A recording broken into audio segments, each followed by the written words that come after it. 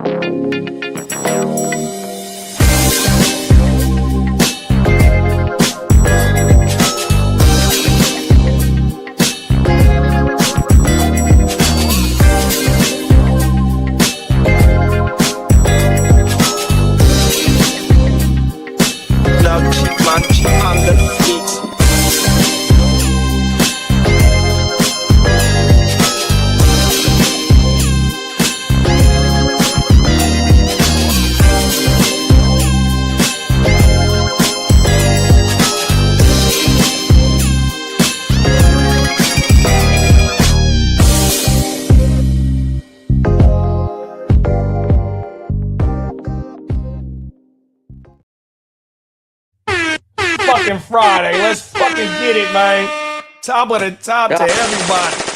And happy Father's Day weekend to all the fathers out there. One more time, man. It's Friday. Let them know what time it is. Oh. It's week 4,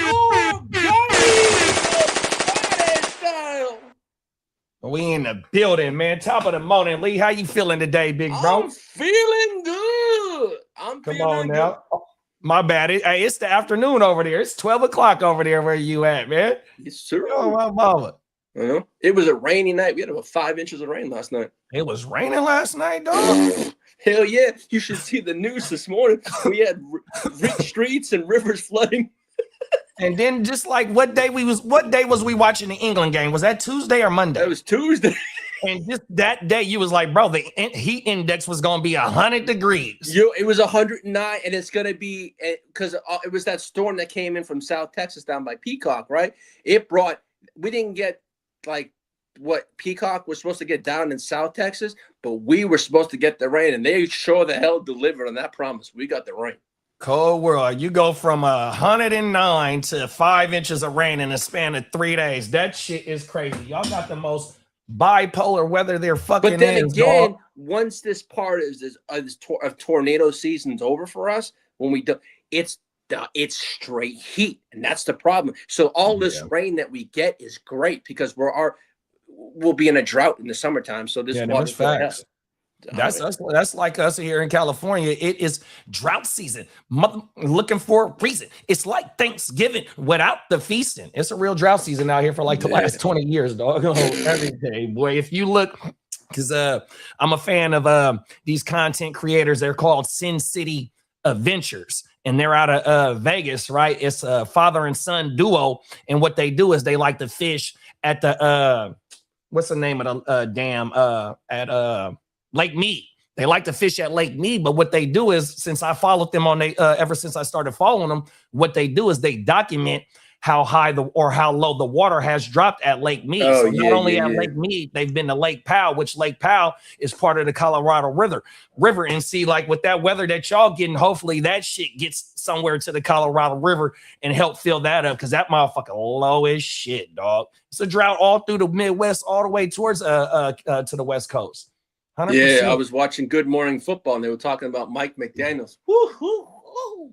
Look at you. You want to start to show off on some Homer shit, man. Look at you. But all they talk about is Mikey D's shoes, man.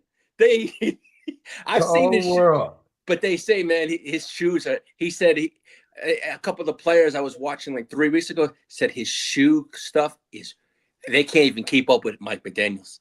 Oh, so he's a sneakerhead. Oh, he said every day shout out he to has Mike some new sneakers McDaniel. Oh, my mama. And for those that might just be tuning in for their first time, my name Heart to Start JD. That's ear to the streets. I'm a Niner fan. He's a Charger fan. He got to start to show off with some Charger shit. He got to let it be known 100%.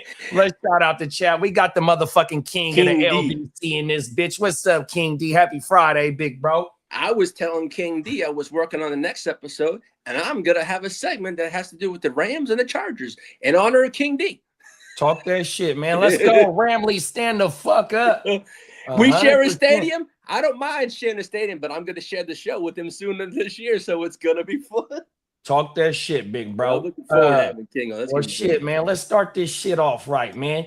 Y'all are tuned in. Hey, shout out to my dog Bogard Scott Free, man. Oh, my mama. This is how he start this shit off. Welcome to a Friday edition of Wake Your Game Up. Let's fucking go. 100%. Top of the top. And we will have the Guru back today, too. Shout out to Spencer the Guru, 100%. Shout out to Papa Guru. That is real GWN shit right there. We got father and son, man. A whole bunch of generations or decades in between them of real isms. Them is facts, man. Oh, my mama. You ain't lying. Shout out to my dog, Smitty. He said the Ramley suck. Shout out to Kitteh. Shout out to Peacock. Shout out to Bogey. Happy Father's Day to y'all, motherfuckers. Come on now. Shout out to the whole GWN gang. Happy Father's Day to my brothers, man. 100%. You know what I mean? Oh, my mama. King D said, I appreciate that. Oh, it's all good. He said the fella got a fresh cut. Nah, I just got my shit in the man bun, bro. Oh, had to get a little bit presentable today because I was born in the USA. Y'all make sure y'all stay tuned. Right after this stream ends, we will be live for USA versus Australia, man. Live and direct up in the beautiful state of Washington, man. On my mouth. Seattle, Washington. Oh, it's all good, big bro. Oh, my mama, man. Come on now. What's Smitty? Oh, get really cleaned up. Oh, everything. But shit, man, like Lee said, the Guru Nation will be pulling up. Papa Guru and Baby Guru will be pulling up, and Guru will be going over his rank, his rankings. If y'all didn't get a chance to see Tuesday's show, please go watch that because he did his 1 through 32 rankings. 1 through 36, excuse me, of his running backs. Today we're gonna get into I don't know how far we're gonna go, but yeah, we're gonna get into the wide receivers, I believe, today. Yeah. So what we're gonna do right now is go ahead and get into the new. We're gonna take them to the streets, and hopefully by the time we run through Lee shit, we're gonna have these wide receiver rankings 100%. Sure. So yeah, let's get in. Let's take them to the streets. Oh wait, hold on. I gotta get some batteries from my motherfucking mouse. This motherfucker going out. I got some batteries over there. I haven't used one of those in a long time. Motherfucker ain't moving. Let me go get these batteries. I can't get my mouse to move. Give me a second. My bad, y'all. I know I got something over here. Oh, shit. Double A's. Oh, here they go, right here. Burnt out. Not only am I burnt out, but the motherfucking batteries is burnt out, literally. Oh, my mama, that's how you start the fucking Friday off, my G's. 100%. Happy Friday to y'all, man. Oh, my mama, we done made it through another week. You know what I mean? Appreciate y'all. Oh, these is single A. Appreciate y'all for pulling up on us, taking some time out your day to come rock with the GWN on this beautiful Friday. How many days are we away, Lee, from kickoff? We are 61 days away and 60 for those that are going the day before. That's the West Side League draft. West Side? And then how many days until kickoff? And we got 81 days until the NFL kickoff officially is underway. And that is 13 Sundays. 13 Sundays. There we go. We in business. Oh, yeah. 60 and 80, y'all. 100%. Y'all make sure y'all be. We in business, just like Bogey's music says, back to business. Come on now. What the fuck? What's wrong with my mouth? There we go. I might have to leave and come back in. Oh, there we go. No, it ain't even my mouse. Let me leave and come back in. Give me 2 seconds, y'all. I'll be right back. Pause.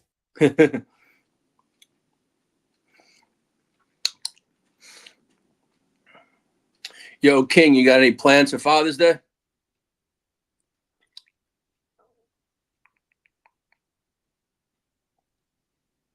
What up, Smitty? Hope all is that well. Shit ain't even my motherfucking mouse. It's StreamYard. Here we go. We finna take them to the streets. Fucking go.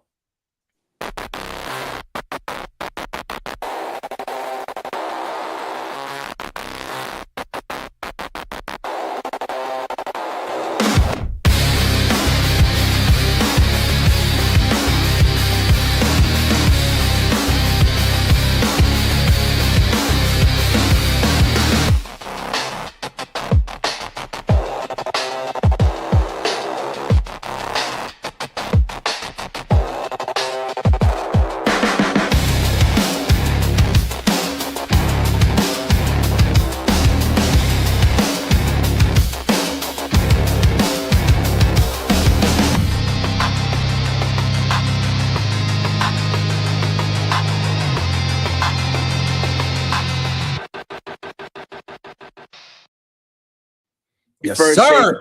Let me say first thank you to everyone that tuned in yesterday to season 2, episode 10 of the Chargers Power. I appreciate each and everyone. I appreciate JD for rocking up me. But on that note, I will start off with the injury report. Hold on. The fucking owie report. Ouchie.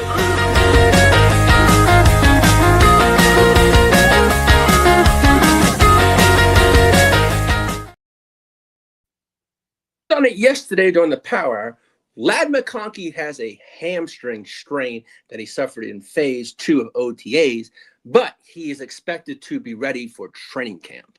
Oh, he dealing with soft tissue injury already, bro. What the fuck? A pulled soft tissue, Paul. Man, what does Mike McDaniel got that motherfucker out there doing right now? You know what I mean? They say it was in phase 2. So the motherfucker young bulls, Brendan Thompson and fucking Trey Harris and all them KLS, them the ones that need to be going full speed, not the Scottish lad. Fuck that. Oh, I know what it was. He was jumping for joy when Scotland won the other day, bro. Oh, my mama. Hey, I see you, lad. I ain't mad. Look, bro, everybody is going for their country right now. Look, bro, it's fucking turned to the max. Shout out to Scotland and shout out to the Scottish lad, bro. He just resting up. He all right. Hey, I know we did sign our class is fully signed now. Brendan Thompson signed. Let's go. Let's go.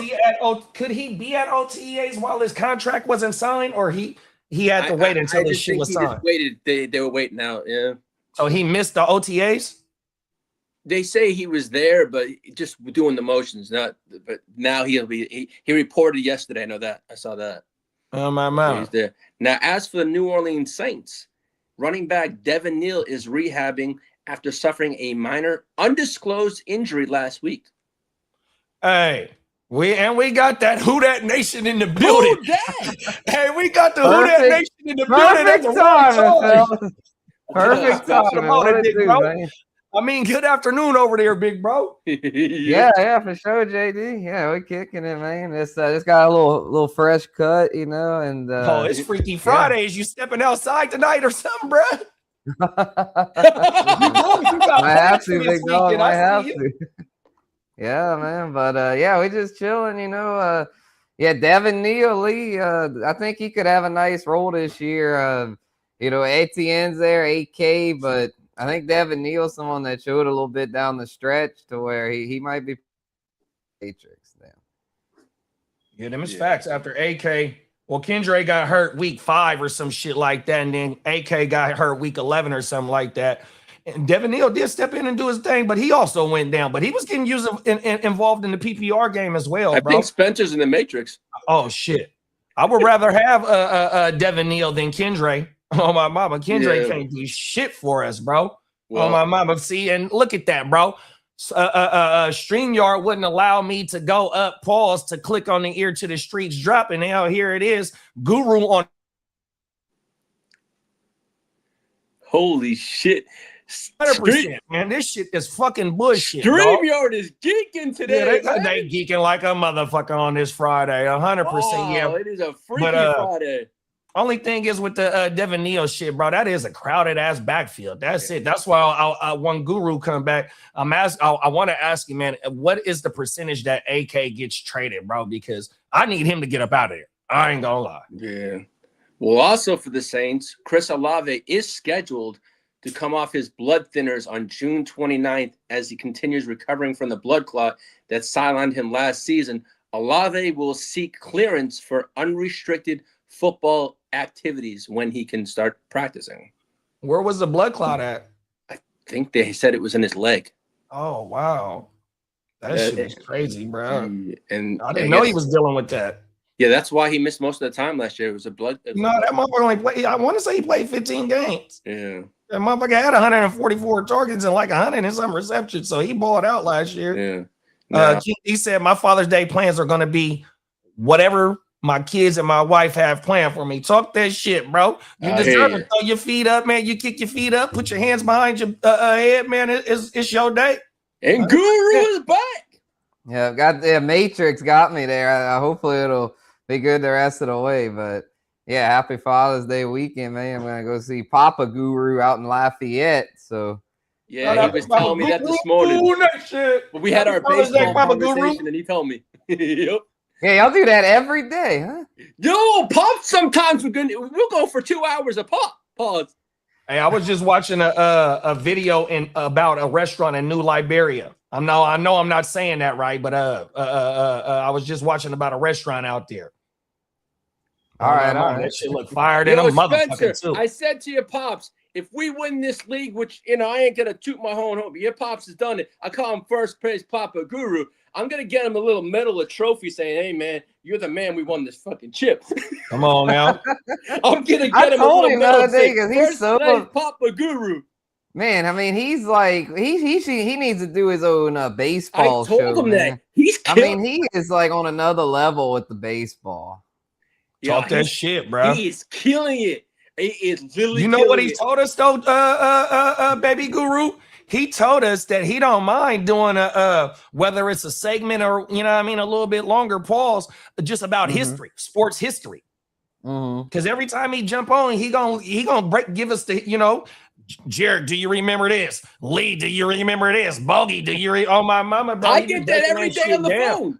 Yeah, he be asking y'all 49ers history trivia. Yeah, that motherfucker be breaking that shit down, bro, on everything.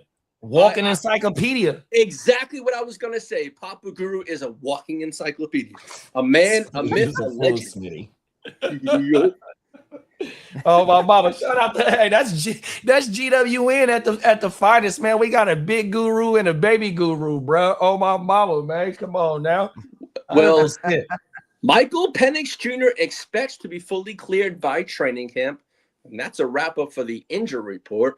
Now, as for news and notes, head coach Dan Campbell says rookie Isaac Tesla has looked like a consistent veteran throughout the offseason workouts. Is this year 2 for him, or is this year 3 for Tesla?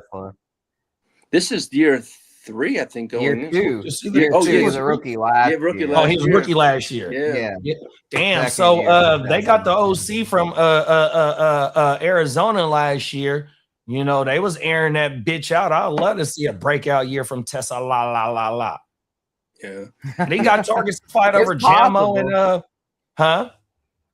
Yeah, I was like, yeah, it's possible. There's just a lot of established weapons over there. I mean, with Facts. Amon-Ra, Jamo, Gibby, Laporta. I mean, Yeah. Tessalala is only 5th on the pecking order, so he'll have to have a really impressive camp in preseason to show that he's worth significant targets. Come on now. Well, All right, one Lions, thing in his defense, though, like it seemed like every time the motherfucker caught something, it was a TD last year. Right. Yeah, he made the wasn't a most lot. of his targets, like to where he might be something more than just a bench piece. He might end up becoming something more. I just think he's still to the point to where I would expect him to be a potential year 3 breakout candidate. I don't think this is his year to break out, but if you have him in Dynasty, hold tight because he could be a year 3 breakout candidate. yeah. Oh, hey, I just picked the motherfucker up in one of the leagues I commissioned right off the wire, bro. I don't know why that motherfucker was sitting out there, bro. Oh yeah, if it's a Dynasty, he's for sure worth holding. Whole world, bro. Now, as for Lions running back Jahmyr Gibbs is training with an MMA legend this summer as he prepares for his 4th season to work on conditioning and strength. As long as it ain't John's Bones. Yeah, don't get him mixed up in the wrong stuff. As long as he ain't going skiing with John Bones. Oh, my mama. And shout out to the champ. 100%. You are the undisputed champ. Facts. That one dude cannot fuck with you at all. 100%. But hey, I just hope Brett is not training with you. That's fucking crazy. World. Todd Monken says he's pleased with the team's quarterback situation, but he also said Deshaun Watson reportedly lacked consistency during OTAs. And also, Shedeur Sanders has reportedly began closing the gap between himself and Deshaun Massage Watson. Yeah, I read the blurb on that the other day. I think that dropped yesterday or something like that. Yeah, that it did shit drop is crazy. yesterday. Shout out to my boy Taylor Green. Yeah. Hey, get rid of Watson, please, and let Taylor Green be on the active roster, please. Man. Now, as for Joey Burrow, says he's embracing a greater sense of urgency and wants to put pressure on teammates to elevate the team this coming season. Now, shout out to Joey B. Who else gonna do it though? Face reveal? Papa Big bro. Top of the top. Look who it is. It's first place Papa G. Come on now. Somebody told me, somebody called me and said y'all were talking about me, so I had to check in and see what's going on. Oh yeah, your ears must have been ringing. Roses. Yeah, the ears was ringing like a motherfucker. And I wanted to show off my new. We going to St. Louis next week, Spencer and I, and my little brother, and we. I wanted to show off my new Cardinal hat. Talk that shit. Show off that fresh drip. And what series is it? Oh, they playing the Diamondbacks, but we just going to the one game. We're going to see an old friend of ours who's going to be. He's 81 years old. I told Spencer if we're going to go see him, we need to go see him. And man ain't getting any younger, and you just never know what could happen. No. So happy early birthday to Big Bo. The game we going to, we decided to do it right. I don't know if you want to call it a suite, but we in what they call the Champions Club. You're going in style. It's like 120 something bucks, but they feed you. You get a full, small, like big buffet with a carving station. Oh shit! All the drinks you want from 2 hours before the game to 2 hours for like 4 or 5 hours. You can eat. Oh shit! Damn thing you want. Oh, y'all ain't got nothing but to worry about is can you take your shoes off during the game? Because hey, I'm gonna be full and tipsy. I'm gonna be at the stadium with my shoes off watching the motherfucking game. That's how comfortable y'all got it. Oh, everything. That's some fly ass shit. Because where our friend lives, they have this thing called the Metro Link, and you can just leave your car there, and you take that, and it's right over the river, and you go in right where the stadium is. And you don't even have to worry about driving or anything. Oh, that's federal. There you go. You guys are gonna have a good time. Come on now. But what's going on about this weekend? Like I just got my hair cut yesterday. I see his haircut. Now damn JD's got a lot of hair and he looks like he's hey, I don't have whatever I have on the top of my head, pause, is staying there. Because you know what? This is a railroad track up there, so I keep. But that's hard game. Yo, man, I don't want to go bald. I tell my wife, it's a railroad track up there. You get scared, you run. Oh, my goodness. I'm 65. I guess it's going to happen at some point. Hey, my father went from the front to the back. I'm going to keep as much as I go to when I go to my gay hairdresser. God, he had one of the best guys I ever gone to. I said, just take the dead ends off. I'm happy with that. Well, my dad kept his hair good. Spencer can tell you, his grandpa, my dad, he kept his hair good. He still had a decent amount of hair when he died at almost 96. Yeah, I'm not looking forward to a day where I have to say toupee is coming my way. It ain't going to happen. Spencer's hair is so damn thick. Look at Spencer's. I'm jealous of the motherfucker. I don't know where Spencer got it, but I don't think he ever has to worry about that. Hey, Spencer, all I'm going to tell you is in 20 years, you're going to count your blessings and say, motherfucker, where Hey, baby Guru, tell them it skipped a generation. You ain't got to worry about that. It skipped a generation. Oh, my mama. Don't jinx me now. Don't jinx me. Don't jinx me. Oh, my mama. I'm only 28, so I'm not out the woods yet, but so far, so good. I'm not gonna lie. I'll tell you this. I'd rather be, if you got to pick between the two, I'd rather have good health and a little less hair than a lot of hair. Oh, yeah, for sure. For sure. The health is the thing. Well, as for the Los Angeles Chargers, Omarion Hampton said this. I know Spencer was one of his on his rankings. His top 12 running back. Yeah. He said Mike McDaniel told him he reminds him of Hall of Fame running back Terrell Davis. Oh, shit. Yeah, Mike McDaniel, man, I mean, he's a legit play caller to where I'm thinking that, Laddie should bounce back in a big way. Hampton should be an RB1. Herbert, I think, for sure, a QB1. I mean, y'all's offense should be in very good shape this year. Especially with Njoku. I'm loving that shit. Yeah, it's just a matter of Trey Harris, the Lafayette boy, went to Como High where I went to school. Can Trey Harris step up and be that complimentary weapon there? Because, like, Keenan Allen, y'all don't want to have to bring him I don't want the old man there anymore. Yeah, I mean, y'all need someone new to step up, and I think that new person might be Trey Harris because it's like Laddie's got his role, QJ's got his role. Y'all need a third. The tight ends are nice. Yes, but y'all need one more receiver, and if Trey Harris can be that guy, then y'all can tell Keenan Allen to turn in his retirement papers. I think Brendan Thompson's that 4. Yeah, and I'm gonna double down on that. What both of y'all just said, just based on that Trey Harris has that draft capital. Why not have his growth start now? Why stint it another year? You stinted last year by having Keenan over there, and you took Brett in the second round. Oh, okay, I can give him a red shirt year. I understand that. But here it is going into his second year with second round draft capital. This is what you drafted him for, 100%. And then especially with Brendan Thompson. So you got another wide receiver that the OC who brought in this year wants to see him get on the field as well, 100% though. So there's no reason why you should bring in a older receiver. You got young bulls fighting for competition out there already. You also have KLS, you don't need to bring an OG in to fight for competition. Oh my mama. You got Lambert Smith too. So it's a crowded wide receiver room. It's not like we're lacking over there. Now, as for Derek and the Dallas Cowboys, shout out to Derek and Cowboy. Brian Schottenheimer plans to move wide receiver George Pickens around in the formation more this season. So he's going to be playing multiple spots. And the Eagles and CD, they're both WR1s. I mean, it's crazy to think that you got two receivers on the same team that are legit WR1s for fantasy, but I think in this case they both are. No, them is facts, Guru. And remember, bro, we missed CD with 5 games last year, and the year before that, I want to say that was the year that he had 160 in targets, 170 in targets in 2024. So yeah, man, that's and fucking Ferguson. All 3 of them dudes had over 100 plus targets last year. Ferguson, Pickens, Javonte's arguably an RB1. Yeah, they all 3 of them had over 100 targets on my mama.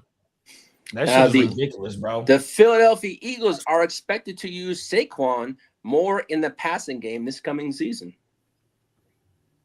I'll believe it when I see it. See that, exactly. Now, as for Dan Quinn, he says no rookie anymore. Jacoby Crosby Merritt must improve in pass protection to earn a larger role. Pause. Yeah, we did see. That makes sense. He definitely needs to. He was a liability there last year. I believe when we were talking about the running back rankings last week, I believe Bogey, he was on Bogey, said they threw a pass at him and it hit him in either like his back or his helmet. Like he didn't even turn around. He didn't even turn around for the ball. Oh, my mama. Yeah. And we've seen McNichols on the third down running back because they had Chris Rodriguez and JCM, a.k.a. Bill Collector. They had 3 running backs last year. Oh, my mama. And then like how we was talking about Tuesday, Rashad White. Even though he's not highly efficient, but that motherfucker know what he doing on third down, bro. So if JCM do want to see some third down action, he gonna have to be a whole lot of them Shoddy White. Them is facts. Well, the Detroit Lions Hall of Famer Calvin Johnson doesn't believe his single season receiving yards record will stand much longer. He thinks Puka Nacua or someone else is going to break that very soon. Well, once they go to 18 games, it definitely ain't going to stand. You ain't lying, big bro. Them is to me, those records now, they got to they got to do them per game because you can't just keep changing the amount of games and then saying it's a record. No, exactly. It has an asterisk next to it. Yeah, you got to go by per game. Like to me, the all-time leading rushing season is still O.J. Simpson in 1973. Because he had 1,000 yards and he only played 14 games. And I'm going to double down on that, Papa Guru, what Randy Moss did with Tom Brady. Jerry Rice did that 14 games. 100%. Exactly. Yes, that was that TDs in 14 games, bro. Are you fucking serious? Wasn't that a strike year or something? I think so. It was. I think it was strike year. Yes, exactly. To me, you got to look at what you did per game when you keep changing. That's one thing I give baseball. They've pretty much kept their season the same. They went from 154 to 162, which is a very minimal amount. But, I mean, football, they originally were 12, then they were 14, then they were 16, now they 17, then they're going to go to 18 in another year or two, I'm sure. So then you're going to be – it's like that's like a whole half of another season from 12 or – I mean, even and the baseball with the baseball shit, the purist is all numbers, 100%, bro. That's why you got one whole era that don't even count, bro, because of the pure numbers, 100%. Well, Baker Mayfield and the Buccaneers have reportedly made little progress toward a contract extension. Pause. Baker Mayfield has set a start of training camp as a negotiating deadline. Also. Now, also for the Bucs, that's an interesting one. Yeah, it really is. I mean, do you think there's a chance that he's with another team next year? Yeah, I think there is. I don't know. I don't know if they're gonna be able to get something done there because I think they're in a spot to where if they do bad this year, they're gonna want to blow that up. I mean, they're gonna fire Todd Bowles and want to start over. So I kind of think they're gonna make Baker play this year on the prove it deal. 100%. Well, speaking of Tampa, they took a step back last year. I mean, they should have made the playoffs. I mean, they really just took a bad step back. Carolina wasn't even that good, and they blew the division and let Carolina in there. Saints, no, because I want to say they was an 8-9 team that got in that motherfucker. I don't think they were 9-8. Yeah, I think Carolina say they were 8-9 last year. Pretty embarrassing. Typical NFC South, where it feels like no one wants to win the damn division. I feel like that's been the case ever since Breeze and Brady retired. I mean, it's like there's been no one really take the reins. Other than that, I think Baker had one good year with Tampa where he led them to winning record. But yeah, last year was a 3-way tie.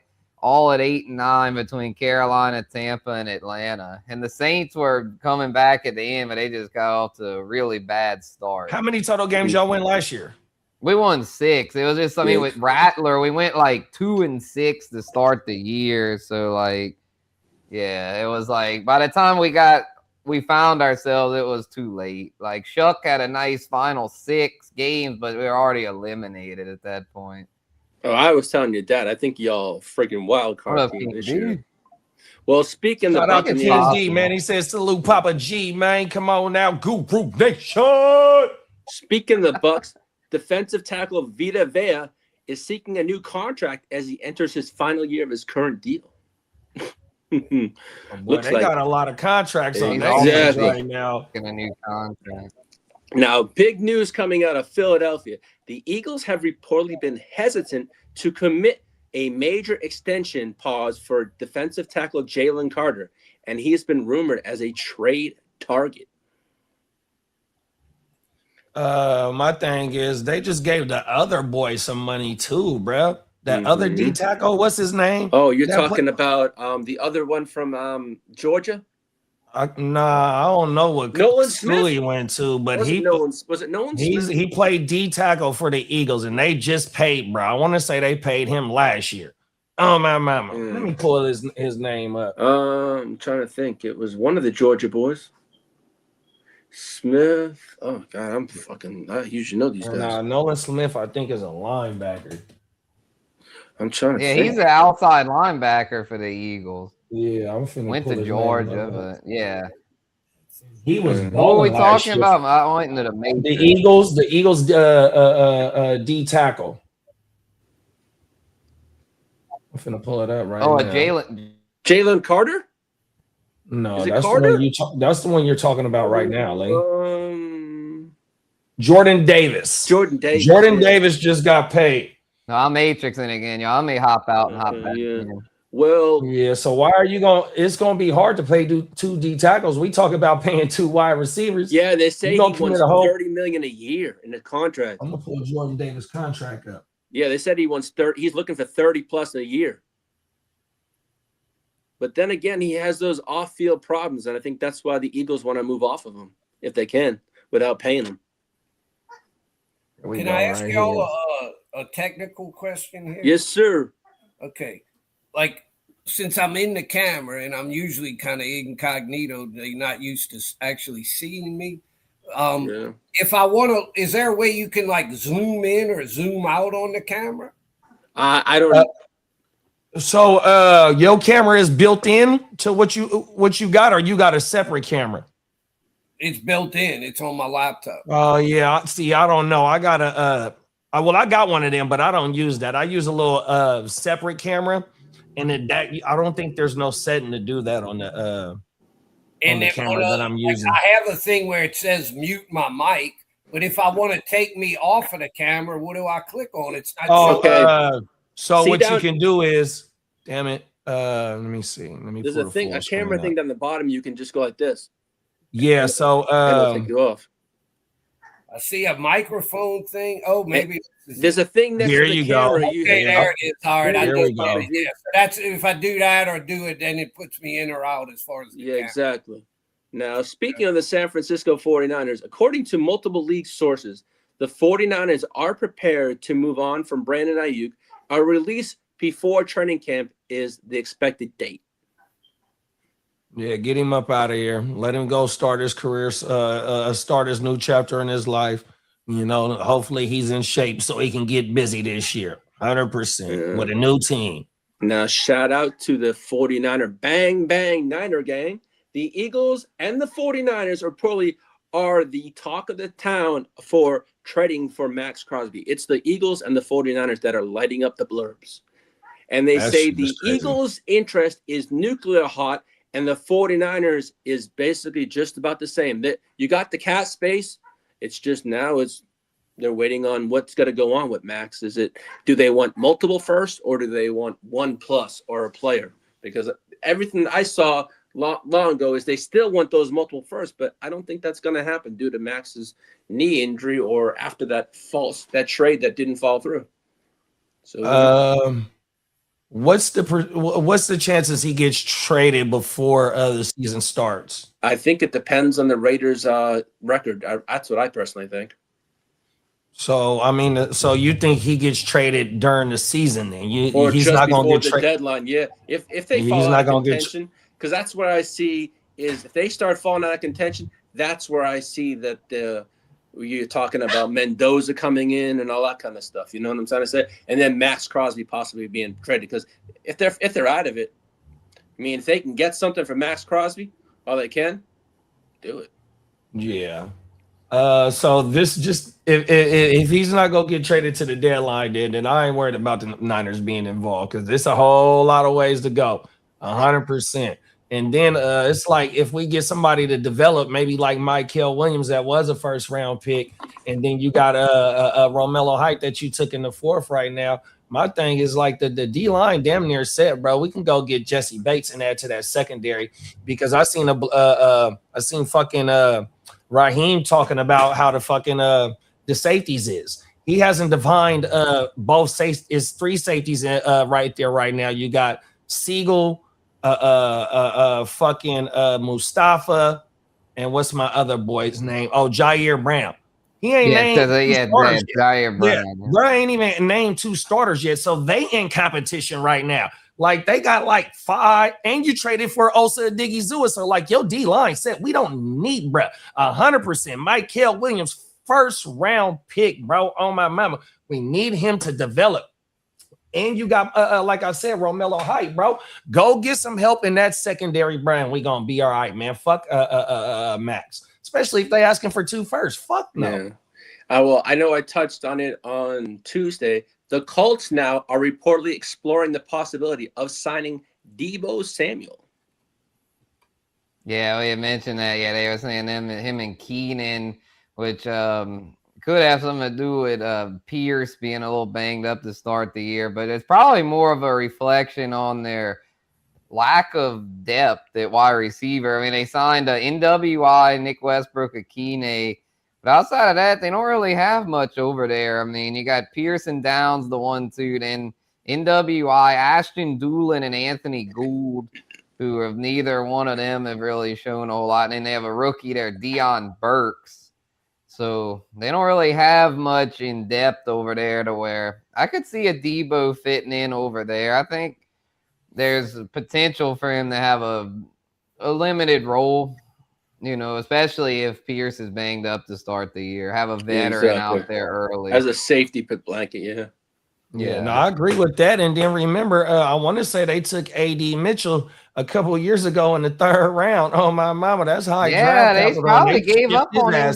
Well, he was part of Sauce trade, I think, right? Yeah, he was. And so. He came out. Yeah, exactly. Yeah, and that he merged with the Jets last year, and that was pretty significant because no one was really balling for the Jets last year. And not that A.D. Mitchell was necessarily balling, but he was just steadily productive. And if he can carve out a role there this year next to G-Dub, then, I mean, he could be like we talk about those super deep degenerate leagues, like that 32-man league. I mean, he could be a guy that could be a flex in some like super deep format like that. And maybe even like if G-Dub, hopefully he doesn't get hurt again, but in the event that he would get injured, then A.D. Mitchell would probably be the top target over there. What about the guy that they've been talking about for the last few years, and he never quite gets to the level they say he's going to be? They're good receiver for the Jets. For the Jets. The one that's been they got Garrett Wilson, but we all know about Garrett Wilson. I understand, but is he going to ever have that monster season that everybody seems to keep predicting he's going to have?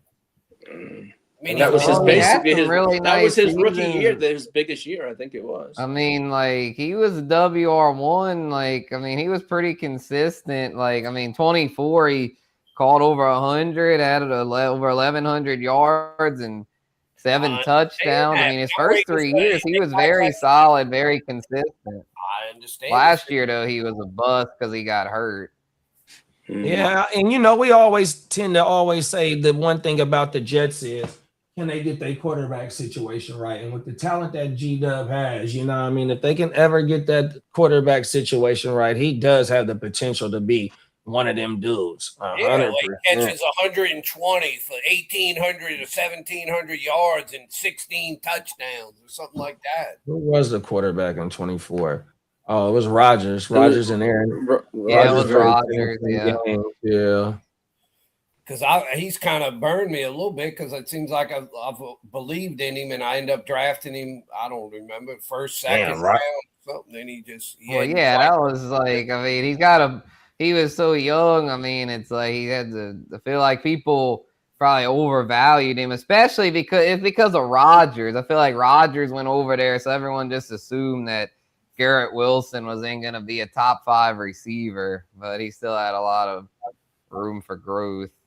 Spencer used to say I've tended to not go enough maybe with the rookies. And then last year, it seems like I kind of went more with the rookies and it kind of burned me. It's like, it's also hit and miss though, too.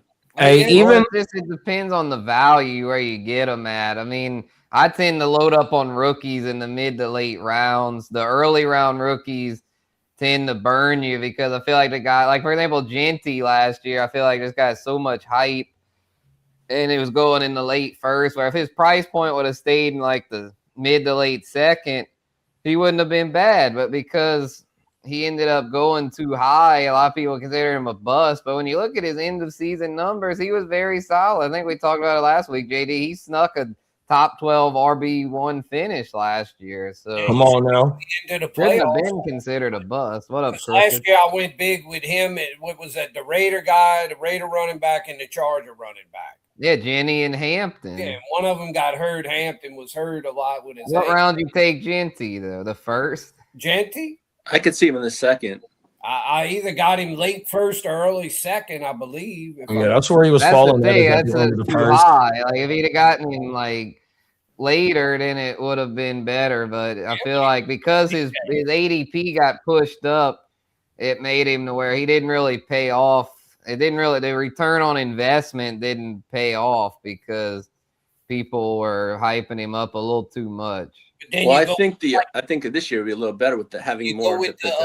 You go with the more veteran proven guy, and then people are saying, well, he's getting old, he's liable to, decline, or he ends up hurt or something. I mean, that's why I feel like in the early, you gotta find the sweet spot. Like, I mean, they load up on the ones like, the guys are in like the prime of their careers. Like as far as the running backs, I mean, like James Cook, Devon A-Chain, guys that like, especially like the late first, or early first. I mean, it's Bijan and Jahmyr Gibbs. It's like those guys have had a few years to prove themselves, and no one's bust proof. I mean, injuries can happen to anybody, but I feel like that's the key with the early rounds is try to get the guys that, have the proven stats, but also have some room to improve. Yeah, well, I agree with that. To me, the key with these running backs in fantasy, though, you got to figure out what team or teams is going to be the team that's going to feed the ball to the guy when they're at the 1 or 2 yard line and give him a lot of these little cheap, what I call these cheap touchdowns. Where other teams, they get down there. It makes Derrick Henry so good because with Derrick Henry, he's basically a lot to get like 10 to 15 touchdowns. Those bruiser backs, touchdown. Like Jonathan Taylor last year when they got down. Yeah, Jonathan Taylor, he's another one that you can pretty much count on. Yeah, Jahmyr Gibbs. I mean, all those RB1s. I mean, CMC, like those guys. Yeah, and Genty this year should see his touchdowns go up. Last year, look at the system that he's in, bro. You brought it up on the Tuesday show, Spence. He's got Kubiak there, bro. Kubiak is a 50-50, and he has an offensive line. Offense, bro. That's they signed Tyler Linderbaum. Yeah. Oh man, it's a first round running back, bro. You when the draft capital that you have with Genty being last year in the top 10 or wherever the fuck he fell. That means they feel like he's a generational back. Even though that Kubiak didn't draft him, that's how that organization feels, because even though that Gibbs wasn't in the top 10, but he fell in the top 15, you're not taking running backs like that if you don't feel like they can produce on all three fucking downs, bro. And here it is now. Last year was a complete shit show. Lee's old neighbor didn't know what the fuck he was doing out there, because from what I heard, he was favoring all his motherfucking players. And then you had a fucking college OC, which he tried get back in the NFL. Man, he'd probably back in college somewhere again. It was a complete shit show over there, 100%. Now you got this motherfucker fresh off a Super Bowl win, whose system is proven because they whole coaching tree. Lee broke it down. It's like half of the fucking league. You know what I mean? So yeah, it's a proven system. So yeah, the stock up for Genty, 100% in my opinion. I think it's a big year for Genty. I think as much as I don't like the Raiders, I think that team's good. I think I look at the Raiders this year for me as a 6 to 7 win team this year. I think they'll be improved, and then all they're missing now is a wide receiver. Who's going to they tanking for Bruh? Who's that quarterback this year? Well, it's Kirk going to be Cousins. Kirk Cousins until Mendoza walks Yeah, I into thought they had a veteran guy there. So Shout out to the crooked commish, man. Happy Friday, big bro. Oh, yeah. Shout out to the commission and happy belated birthday to his son. Happy birthday, baby Crooked. And Crooked said, Playmakers, hope all is well, mine. You motherfucker. Yeah, happy Father's Day. Hope all is well. Yeah, and happy Father's Day, big bro. Oh, my mama. 100%. Well, I got a few pieces of news, and then Spencer can go right to his rankings. The Vikings are considered a strong candidate to sign one of the remaining veteran free agent edge rushers. Well, the Miami Dolphins, the Atlanta Falcons, and the Dallas Cowboys are the three teams who have recently hosted and have signed UFL players. Shout out to the Heart to Start and the Gen Well for hosting the UFL this year. So, yeah, it going from the pipeline to the UFL to the NFL. Some of those players have been signed. Hopefully one of them motherfuckers that was kicking them 60-yard field goals, that motherfucker get a shot. We need to go sign that motherfucker, right? Oh, everything. Yeah, well, that's all the news I have for a short day because we have the Guru Nation and his wonderful wide receiver rankings coming up next. And shout out to Guru Nation. Come on now. Appreciate it. Yeah, thanks for the news. Ears always got good info, man. Ear to the streets, baby. Can't do it without it. So, yeah, I think since we don't have the whole panel today, I might just do just like top 12, maybe top 24. Probably not going to go too deep, pause, since I don't want to get like the full panel's thoughts. But we can do like the first, we can for sure do the first 12, though. Come on now. So, yeah, and then I think next week we could finish the receivers, maybe throw tight ends there as well if we have time. Well, look, before you get started, I'm gonna head on out of here and let you do your thing, and then JD, I'm gonna tell you before when I really start getting heavy into the football next month in early August, I'm gonna have to call you. I want to run some things by you and see what you thinking. Since my son is in every league that I'm in, so he doesn't really want to help me too much. So I'm going to run some things by you and see. It's wartime. It is wartime. Right. You already know, big bro. Oh, everything. It's time to start grinding now. He's like, it's nothing personal, Spencer. Well, Spencer, I'm the type of, I always wait kind of like to the last 2 or 3 weeks, kind of like the guy that's cramming for the final exam. Oh, my mama. Facts. Cram session. I know that. I've been so in my live drafts, I ain't gonna put it out there, but I had one of my league mates. We driving to the draft. We driving from LA to Vegas, and that motherfucker got his pen, his paper, his phone right there on the way up. 100%. So trust me, I know how motherfuckers be getting ready for that cram session. It is the season, bro. Redraft is There's so much information out there. You can do a lot of cramming. Come on now, redraft is here. All right, well, I'm gonna head out. You do your thing, Spencer, my boy. And, hey, Papa Guru, you have a wonderful Father's Day weekend. Yeah, I was just gonna say that to JD and all the fathers. Happy Father's Day, big bro. And I will see you this weekend, Spencer. Yep, for sure. All right. Y'all have a good Guru Nation.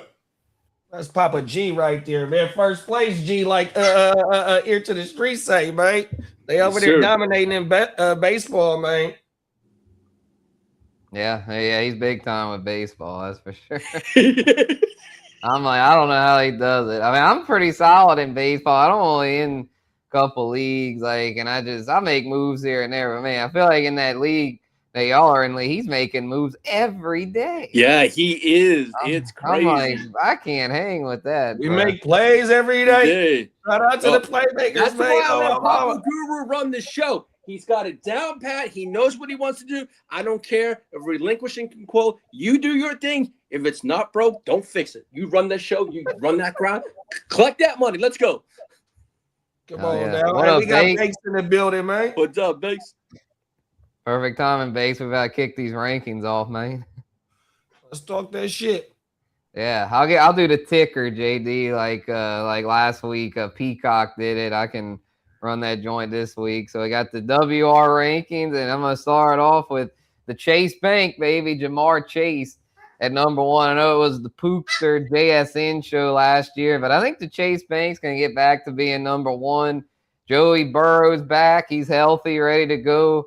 And Jamar Chase, even without Burrow for a lot of last year, was still an elite WR1. He's QB proof. But if he has his elite QB, which is the plan, then I don't see anyone topping Jamar Chase. I mean, I think he's the 101 this year. JSN and Pooks are right there with him, but I'm going with Jamar, man. I think Jamar's that dude. Big bro, I highly agree with you.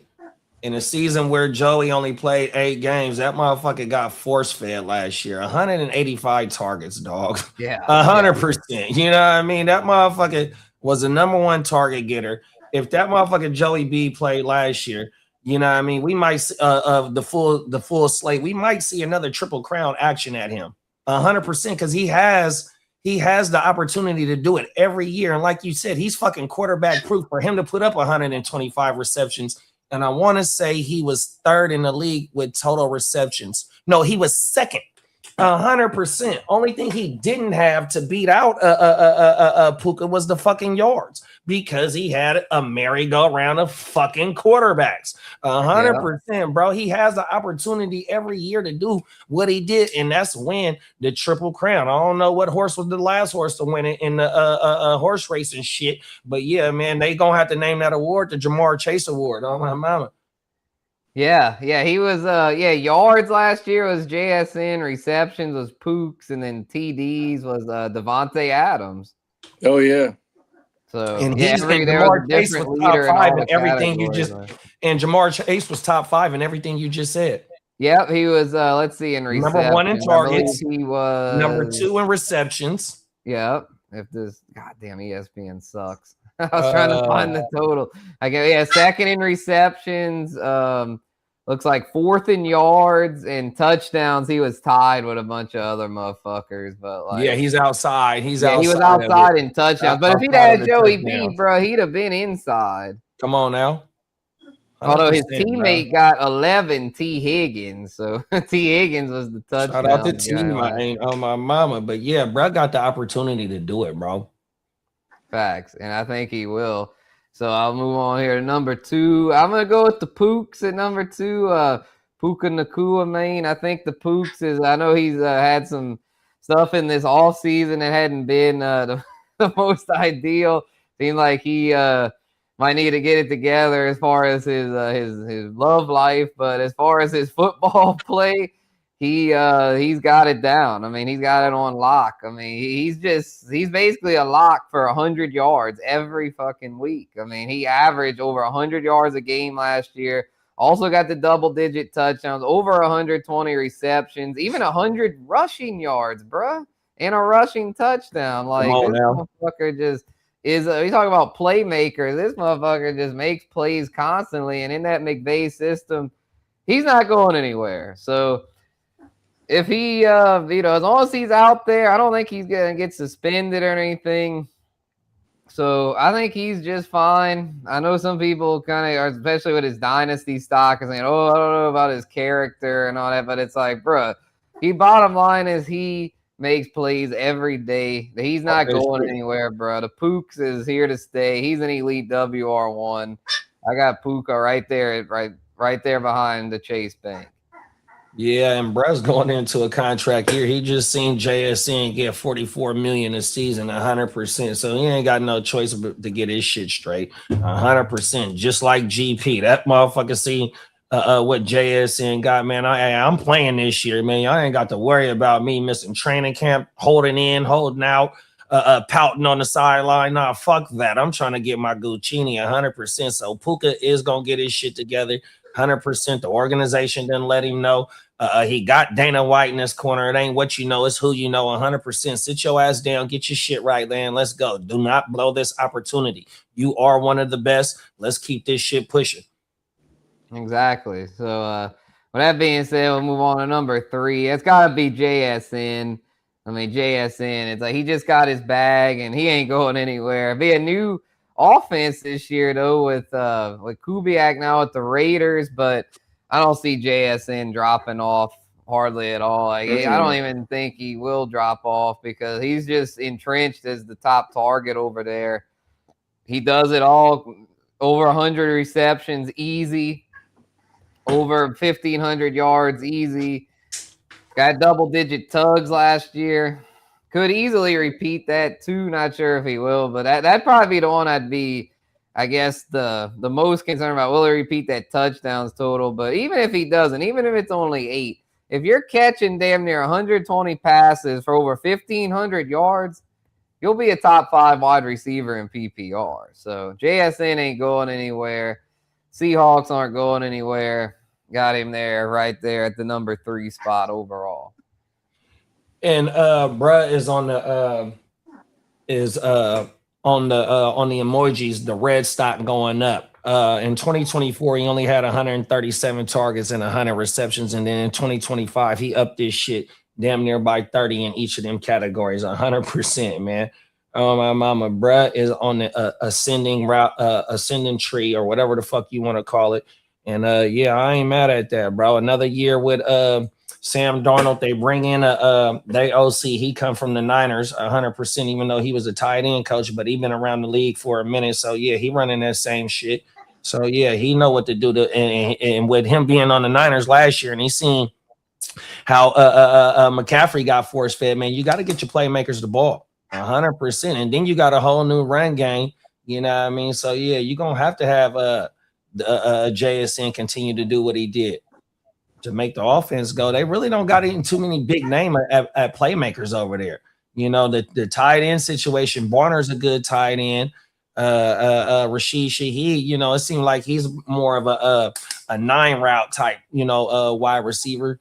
You know what I mean? Even though they still got OG Cooper Kupp, it's like, yeah, Brad, JSN is the end all be all of that offense, 100%. And fucking Charbonnet. We don't know when we're going to see Charbonnet back. So, yeah, JSN got the opportunity, bro.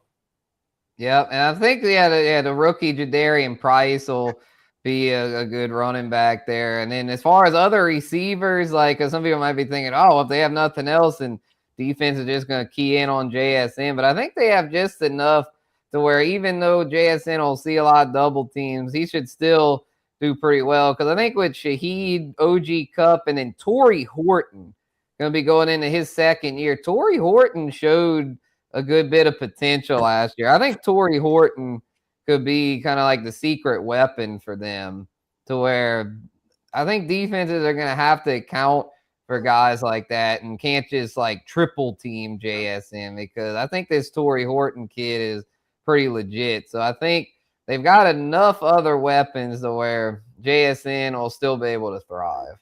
Yeah, no, I agree with you on that. And just to double down on that, in 2024, JSN, he was mainly a slot wide receiver. And last year he was on the outside.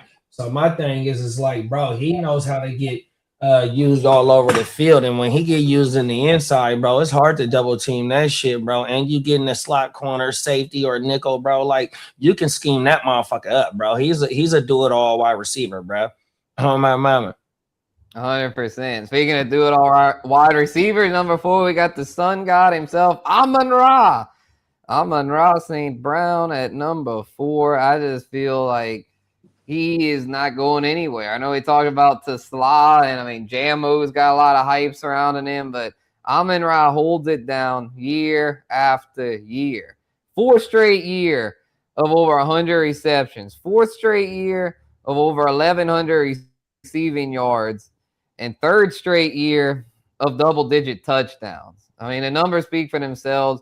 Dude is as consistent as they come. Doesn't have maybe quite the upside of these top 3, but consistency-wise, you could say he's been the most consistent wide receiver in the NFL over the past 5 years. Even as a rookie, bro balled out. I mean, he damn near had 1,000 and 100 as a rookie, as a fucking, 5th-round rookie, 4th-round rookie. I mean, it's just unbelievable what he's been able to do, and so I don't see him going anywhere. He's only 26 in the prime of his career, so I think he's a pretty obvious choice to be right behind the big 3.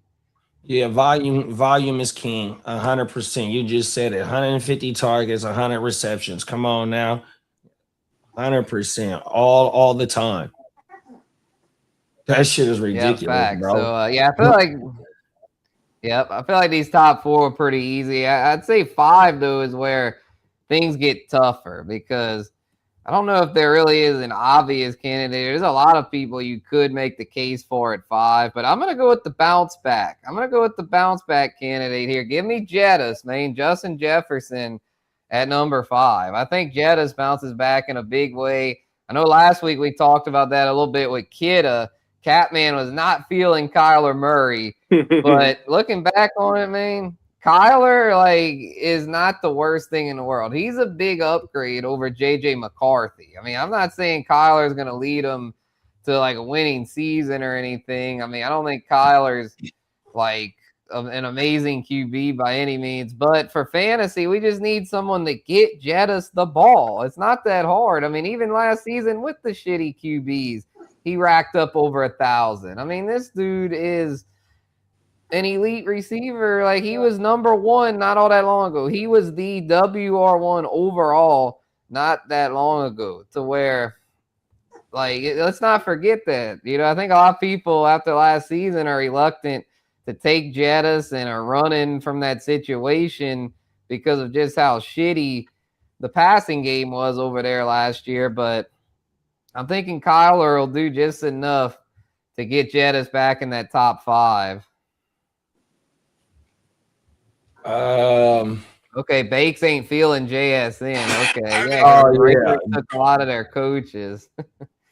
I don't know, man. I think JSN's pretty much top 5 proof, considering the volume and the fact that the offense still has pretty much the same personnel, and I think the new OC there won't.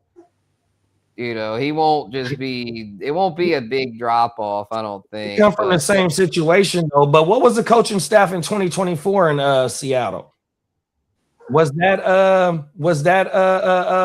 Mike McDaniel's first year in 2024?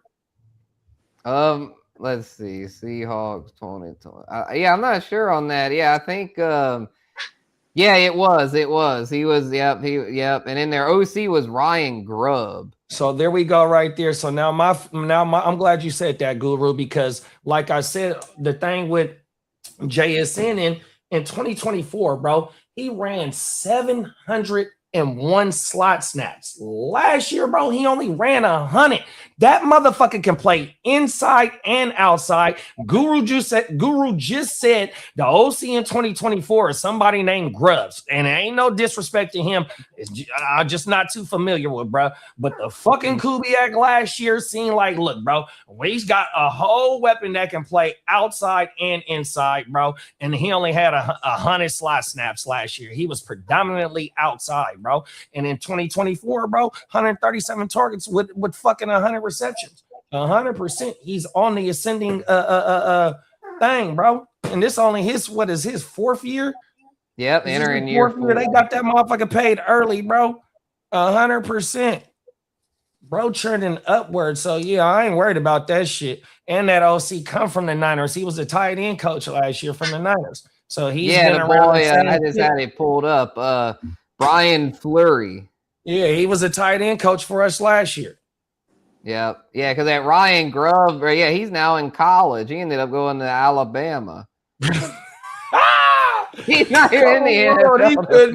After they gave him the boot, that motherfucker had to go rework his shit in college. Go get your system right, big dog. Yeah, I mean, Alabama's a good landing spot. A lot of like NFL coordinators go there to kind of get their shit right. They're in Ohio State, you know, so bro might eventually get back in the NFL, but yeah, I mean, with him, I mean, JSN was very good, but last year, though, was his big breakout. And maybe he won't, I admitted it, maybe he won't quite replicate it. I mean, I have chasing Pooks over him, but I mean, he's right up there, though. I think he's tier 1. No, for sure. I agree with you, big bro. Who'd you say was at 5, big bro? Oh, yeah, Jettis, bro. Thoughts on that? You think Jettis? I do. I got some even though y'all see my shit, I got the red and gold right here next to me right here. You know, I was born up to be a Cowboy hater. But what GP did last year and his CD gets 17, bro, like we know what we getting out of them, bro. You know what I mean? That's at least 140 for both of them with big playability. I got CD right there at 6. Oh, ahead, my mama. So yeah, it's just it's gonna be hard for Brett to crack that top 5 just based on, you know, I got them in Green Bay as my prediction. I still ain't made my final prediction for who I got winning the division, but I got Minnesota in there, bro, 100%.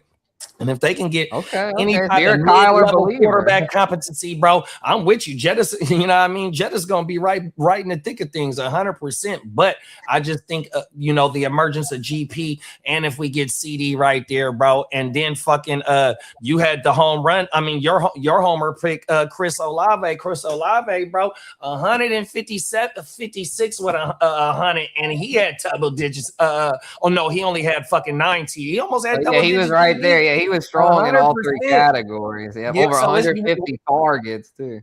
We're so, you know, that middle, you know, we're starting to see motherfuckers that haven't cracked that shit, and GP and Olave ascending as well, 100%. So yeah, I think that top 5 gonna be hard to crack, but he can do it though.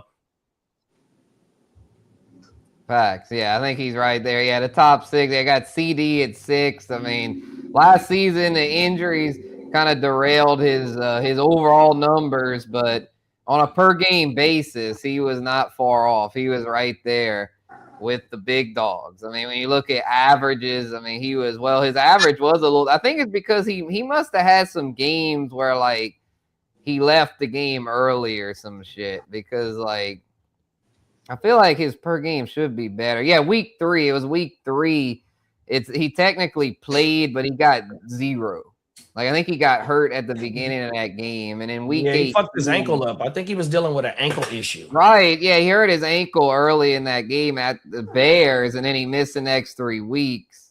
And then week 18, he also barely got any usage. Him and Pickens barely played week 18, I think, because that game meant nothing for the Dallas, so they didn't even really push their big dog. So if you take out those 2 games, I mean, CD was at his usual pace. I mean, he wasn't quite as good, which is why, I mean, prior to Pickens getting there, I feel like CD was a top 3 kind of guy. But with Pickens there, I mean, there's only so much to go around to where I think CD falls just outside the top 5. But I mean, you just mentioned it, JD. I mean, in that offense, like, you know, they're getting the volume. Volume is king. And so I still think, even with Pickens there this year, CD is going to get back into that top 6. Yeah, for sure. And with the CD and GP thing is like we've seen CD line up in the slot and cook 100%. So you're going to have to pick your poison. And then, you know, with them having a tight end that can command 100 targets as well, it's like they all 3 of them gonna eat. They probably all average at least over 5 targets a game too, though, bro. And matter of fact, let me see how many times Dak threw last year, because he played all 17. He was probably floating around 600 attempts. Where's Dak at? Yeah, he was among the leaders. Like Dak, bro, like Dak. If a healthy Dak, you can count on him airing that thing out like hella. You can always count on him airing it out. And he threw it 600 times last year. I think that was tops in the league. Well, Bo Nix actually a little higher, 612. But, I mean, shit, Dak is always among the leaders. Yeah, I can see it. Yeah, no, and them is facts. That's my thing. And the opportunity is there in that offense, 100%, bro. So, yeah. And that was the only thing that, like how you led off, it was CD missing them games, because if he wouldn't have missed them games, he would have been right there floating around everybody else.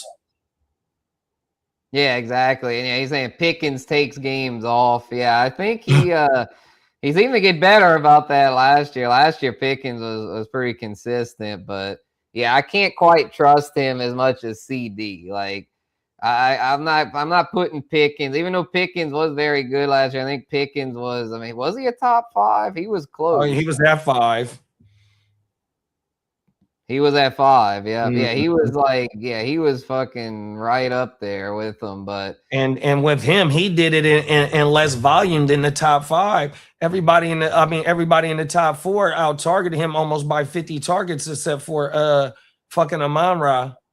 Amon-Ra only had 40, a little less than 40. Jamar Chase 185, JSN 163 and Puka 60. So yeah, a little less than 30 on my mama. So he did it in way less volume, 100%. And he played, I want to say he played all, well, you said he came out week 18. So in the fantasy relevant season 1 through 17, he did his thing from beginning to end. Oh yeah, 100%. Yeah, he'll be among the top 12 here, y'all. Stay tuned. But moving on to number 7, we've got Drizzy Drake London, bro. I mean, he's just like, I feel like Drake London at this point is like inconvenient truth. It's like he isn't quite at the level of the big, tier 1 big dog receivers, but he's not far off. He's definitely in that second tier. I mean, he missed a few games last year, but on a per game basis, he was not far off. I mean, if he'd have played all the games last year, he'd have had, I believe, over 100 and well over 1,000 yards and double-digit tugs. Like, he was pacing to have a great season last year, but he missed a few games at one point toward the end of the year, and then came back for the last 2. I was going to try to project out his per 17 here on Pro Football Reference. So they have him per 17, a little under 196 with 1,301 yards and basically 10 touchdowns, 9.9. So that rounds up to 10. So they would have most likely had double-digit tugs, over 1,300 yards and almost 100 receptions. So, and the year before, he did play the full season and had 100 for damn near 1,309 tugs. So I feel like whether it's Tua or Penix, it don't really matter to me. I think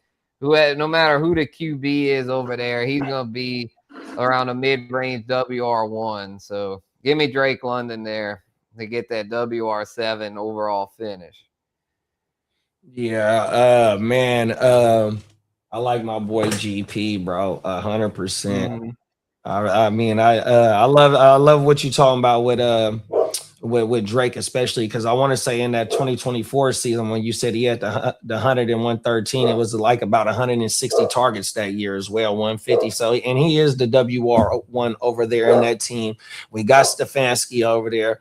You know what I mean? So he has a offensive friendly coach over there. So he definitely gonna have the opportunity too. But I definitely love my boy GP, bro. 100%. I would have to. I ain't mad at the Jetta situation and the CD situation, but being in the 5 and the 6. But I gotta get my boy GP up in there, bro. 100%. I love that fucking offense over there. Second year with Dak. You know what I mean? Fighting for a motherfucking contract. And he fighting for London. And London just got paid right before him, too. So, yeah, he wants to get that bag as well. So, yeah, man. And he's fully locked in. So, and he definitely going to get the opportunity as well. You know what I mean? And even if CD do play the whole 17, you know what I mean? They're throwing 30 times a game, bro. 100%, maybe even more. You know what I mean? So the fucking opportunity is there.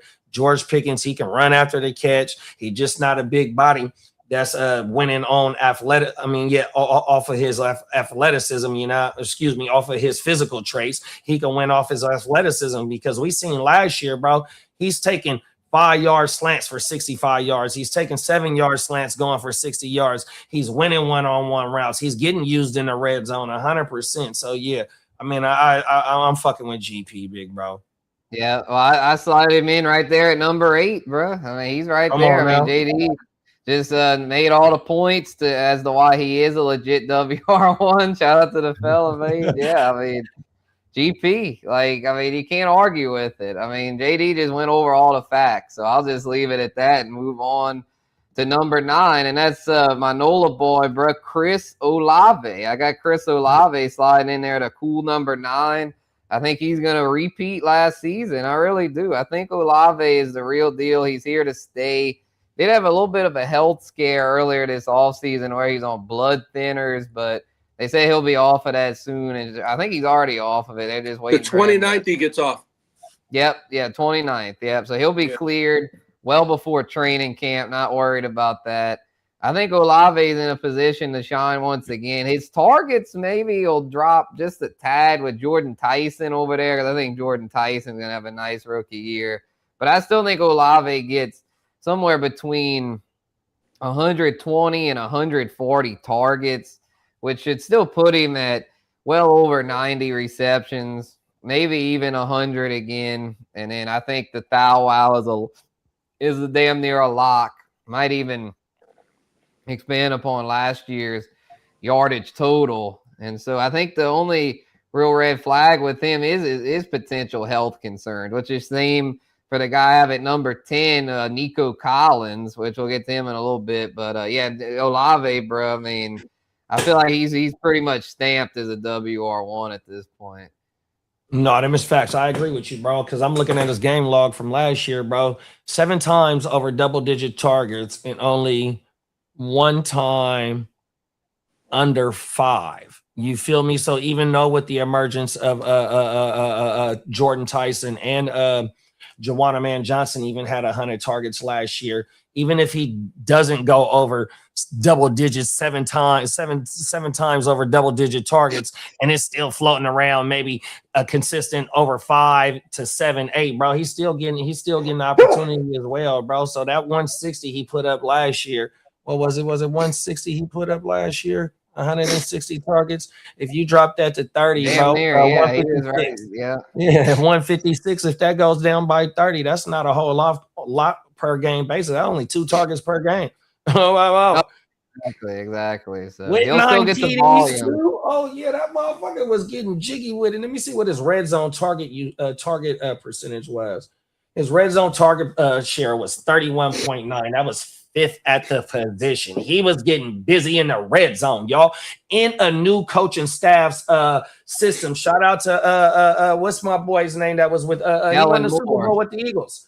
Who? Yep, Kellen Moore. Yeah, like, man, Kellen Moore know what he got with Buddy. Oh my mama, he was using him in the red zone, bro. Oh my mama, 15 red zone targets and with 7 receptions, bro, with 9 TDs. Oozy Weezy. If the target, yeah, and a lot of that came in the second half with Tyler Shuck. I mean, the came first in half, like a week 8. Oh my mama, and Shuck. Yeah, he's kind of inconsistent, but post Tyler Shuck, I'm gonna do it per 17.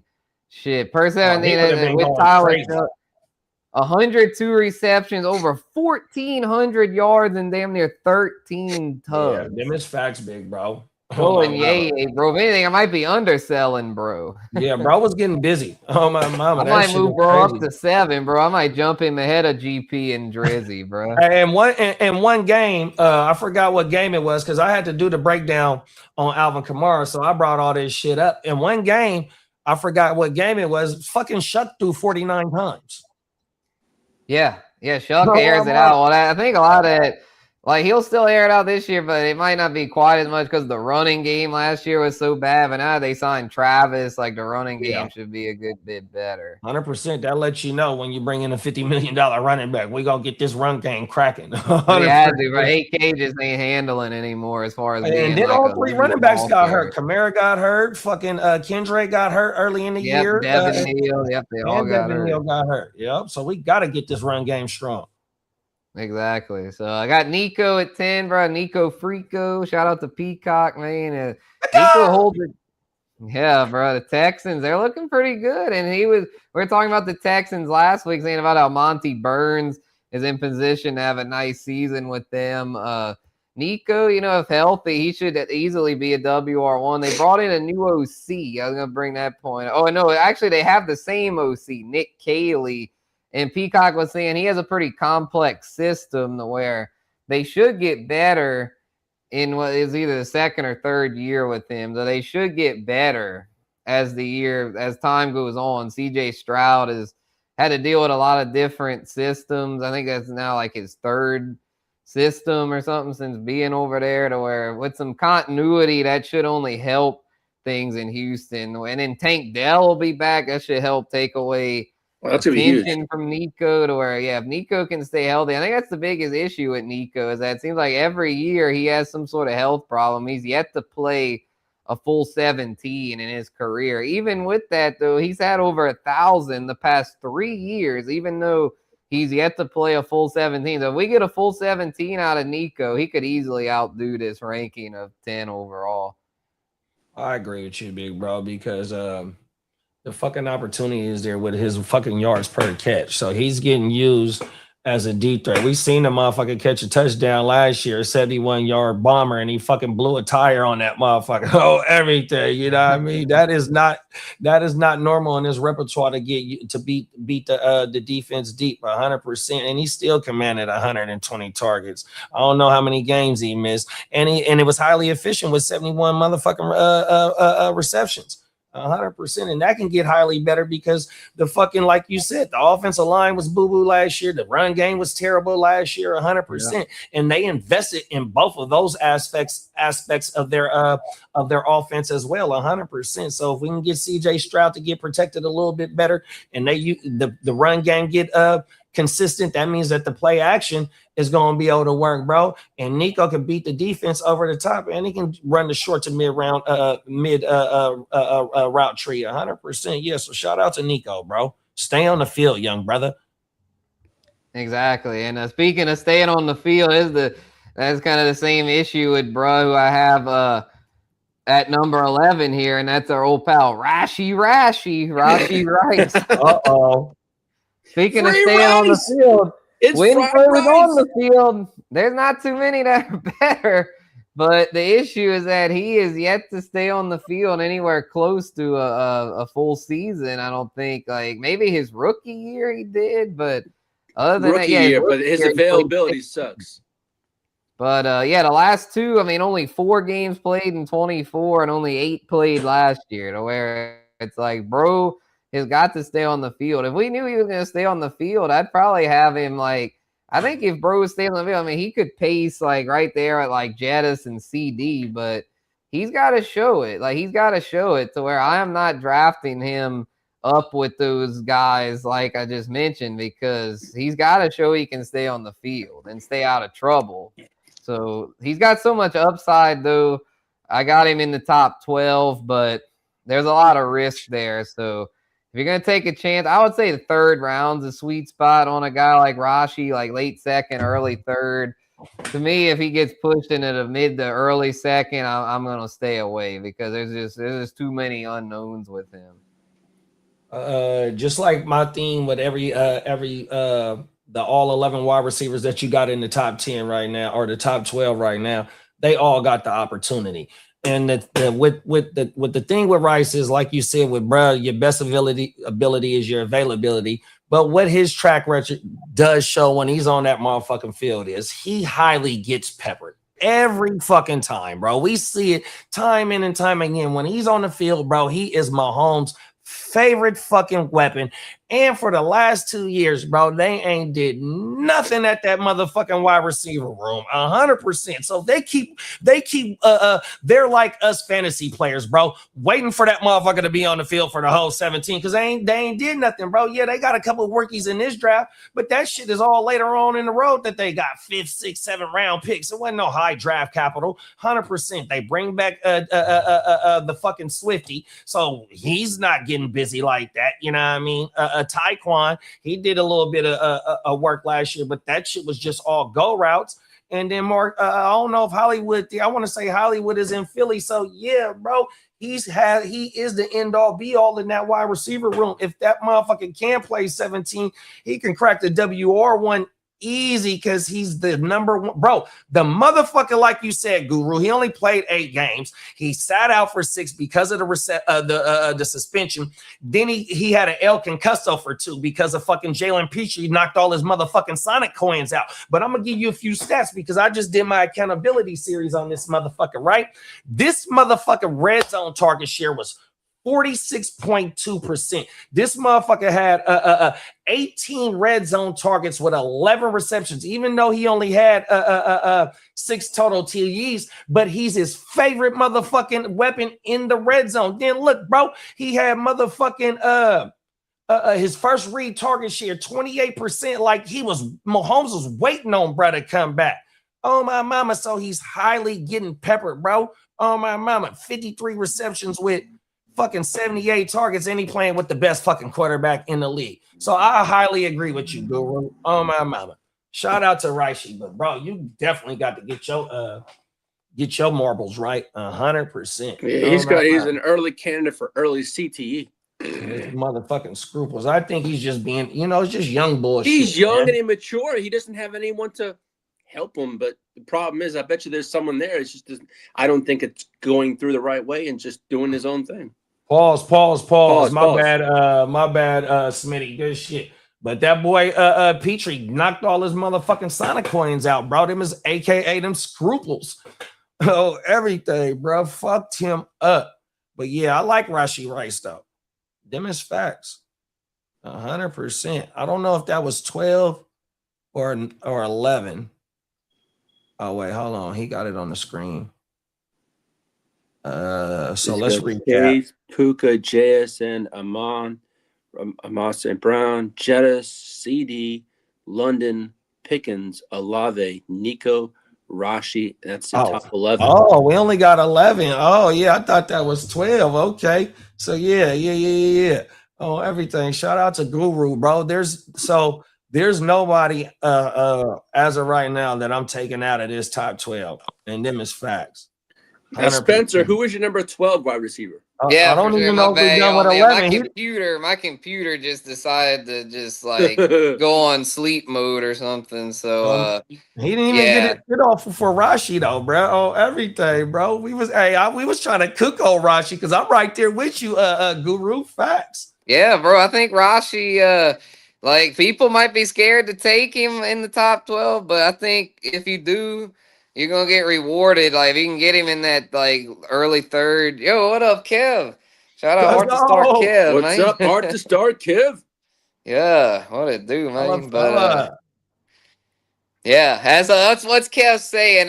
Chances make champions, right? Come on now, them is facts, bro. Yeah, I feel like Rashee's one of those ones where if you take a chance on him at the right price, it could lead to a chipper because, bro, that dude is like, he's right up there on a per game basis with the best of them. He's just got to stay on that damn field.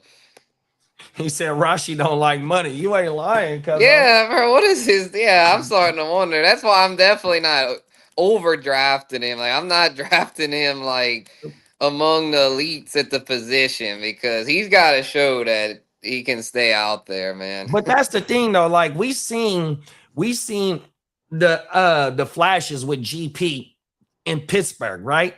Yeah. You know what I mean? Now you get with a comfortable quarterback in a system that highly favors throwing the motherfucking rock. We seen what GP did, right? So yeah. On the other hand, with Rice, like, bro, you play with the best quarterback in the fucking league, one of the arguably top 5, top 3 quarterbacks fucking ever, and the writing ain't even off the wall with him right now. He's still making his story. But yet, bro, you highly get peppered for the last 3 years. The organization believes in you, bro. That's my only thing. Like, bro, you are one of the most talented motherfuckers there is. You wasn't a first round wide receiver 100%. You got a lot to prove, and you proven it while you've been on the field 100%. So like Cuzzo said, he don't like money. Something got to be wrong with bro. Them scruples is fucked up because you playing with one of the best coaches of all time, bro, and they getting the ball, and they didn't even brought nobody in, bro. Shit, he's playing with 2 goats, Mahomes. Yeah, that's why I'm willing to keep him in the top 12 because like they didn't bring anybody in. So if he stays out there, he will finish top 12. If he can stay healthy, he will finish top 12 easily. It's just I don't know, and also his off-field shit. Will he be able to stay out of trouble? Right. I don't know about that. That's the thing. Like Cuzzo said, he must don't like money because like with the shit with him having to go sit down for a minute to time out. Bro, you pissed the dirty. You know what I mean? That's what the word is that, you know, why he had to go sit down. Like, if you on probation, bro, you know you're not supposed to be partaking in a motherfucking the flower. You feel me? 100%, whatever the case may be. Like, bro, oh, man, this shit crazy, man. Because I'm rocking with bro 100%. I held on to him last year, suspended Guru. I forgot what round I took him in. I might even took that motherfucker like in the 6th or 7th round last year, dog, in a redraft and held on to him all fucking year, dog. Yeah, I did too. I think in the Papa Guru I had him, and he was productive the few weeks he played, and then he got hurt again. And I was like, damn it. Cold. Yeah, bro. Whole world, as you like to say, yeah, they peppered him. That was facts. Yeah, I think he got hurt around the same time Mahomes got hurt, and then the whole team. I think it was a week. I think it was a week later. I think it was Jalen Petrie that knocked him. Yeah, it seems every time the Chiefs play the Chargers, they end up getting hurt somehow. Look at you throwing shots. Yeah, and in the year before, wasn't it Travis Kelce that ran into him? Yeah, I think they ran into each other. Yeah, they ran into each other. Yeah. Yeah, brother gotta stay out of his own way. He's a danger to himself and others. And you know the cold thing, that season, big bro, that motherfucker in 4 games had 23 receptions and 29 targets, bro. 100%. Yeah, he was on pace to finish as a top 5 wide receiver that year. Cold world, bro. And then the Super Bowl year that he beat us, he had the same thing, like 20 receptions and 29 targets. Yeah, in the second half of his rookie year, he was a fucking animal. He was a rookie. The writing was on the wall. He was like rookie of the year type pace in the second half of that season. Man, that shit is ridiculous. Yeah. All right. Enough Rashi. Let's move on to number 12. And I think I'm going to cap it off at top 12 for this week since I know we got the World Cup USA game in less than 30. So we'll cap it off with top 12. Number 12 is a tough call. They have a lot of potential candidates there. I initially had Malik Neighbors in my top 12, but unfortunately with his injury development, I've had to move him down a few spots. So coming in at number 12, he's in a new spot, a new home, and I think he's going to be rejuvenated and sneak a top 12 finish, and that is A.J. Brown. Newest New England Patriot sliding in there at number 12. No, he's been a fantasy headache these past couple of years with all his damn hamstring injuries and complaining about not getting enough targets. But I think in a new home, he's going to thrive. I think with Drake May, man, like that's going to be a nice QB upgrade. As far as May, I think is a much better passer than Jalen Hurts, and he's going to be rejuvenated to want to stay out there. I feel like if that hamstring starts barking, he's going to try to do all he can to stay out there to prove that he's that dude. I mean, he's got a lot to prove there to show that it was worth giving up what they gave up for him. So I think he's in a good spot to have a strong bounce back season. I know it's been a little minute since he's been a trustworthy WR1, and I'm not going drafting him up with the trustworthy WR1s. I'm not saying to go reach on him in like the second round, but if you can get him there in like the 3rd, 4th round range, I think he'll have a very productive season. I mean, when A.J. Brown's out there, even these past couple years, he's been pretty solid for the most part. Had some dud games, sure, but when he's right, he's still a very strong weapon. And so I think with Drake May over there, he's going to be a top 12 fantasy receiver this year. Oh yeah, no, for sure. I highly agree with you because hold on, let me pull this shit up. I don't want to throw my boy under the bus too bad. Hold on, let me get my shit straight. Oh my mama, before I get my shit straight, I'm gonna lead off like this. No disrespect to Kellen Moore or Shane Steichen. You know what I mean? Kellen Moore still trying to make his name as a motherfucking a head coach right now and whatnot, but he do got a ring as an OC. But fucking McDaniel been doing this shit for a long time as an OC. I ain't talking about his head coaching days, and he's been around some of the best, you know what I mean? And McDaniel has done it a while, so to bring done it for a long time. So to bring in a motherfucking AJ Brown, which my boy had Randy, not saying that AJ Brown is compared to Randy, but AJ Brown in a down season last year with a quarterback that don't like to feed his number 1 wide receiver, he did have 1,000 yards, right? So when we talk about like how Guru said, playing with rookie, not the rookie quarterback, Drake May, bro, he had 4,300 yards with a boo-boo ass motherfucking wide receiver core, and I want to say the only one that had 1,000 is fucking Stephon Diggs, and they second best wide receiver was an old ass tight end and Hunter Henry. You had a whole bunch of everybody else that only had 30 and 40 catches. You know what I mean? Fucking Butte, motherfucking Mac Hollins, Kyle Williams. Like, come on, man. This motherfucker, AJ Brown, bro. He's an all-pro wide receiver, bro. 100%. Oh my mama. So yeah, bro, with an offensive minded OC. I mean, not an offensive, with an OC that has numbers on the board, bro. Facts. Yeah, exactly. Yeah, with McDaniels, bro, like, he should have a big year.